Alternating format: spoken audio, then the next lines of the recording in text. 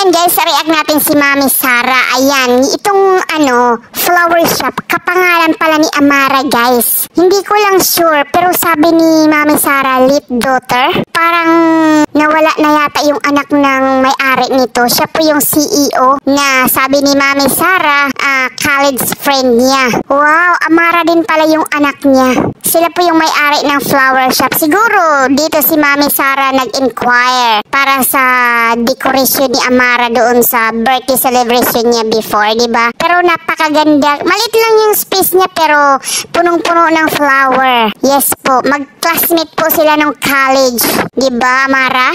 Ayan, siyempre, pinasyal na rin si Amara dyan. Yan, kasi si Amara mahilig din sa flower. Oh, mukhang hindi ayaw daw mami Ayan ano ba yung hinihingi mo dyan? Flower, binigyan ka ni mami mo, ayaw mo. Grabe guys, no? Nakaka-touch naman kasi yung may-ari nito yung anak din si Amara. Pero hindi ko alam kung anong nangyari doon.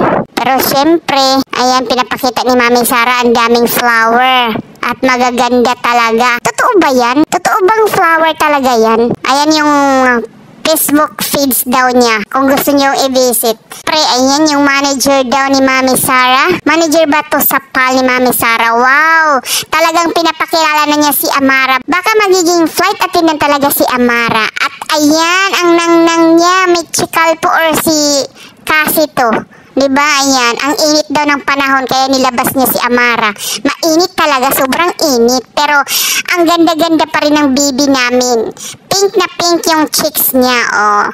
At si Miss Bayunic, wow, siguro friend niya itong si Tubino. Tubino ba yan? Diba?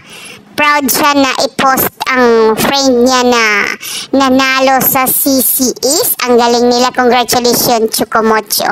So, yun lang po yung quick reaction natin sa mga lalabs natin. Okay, bye. Love you.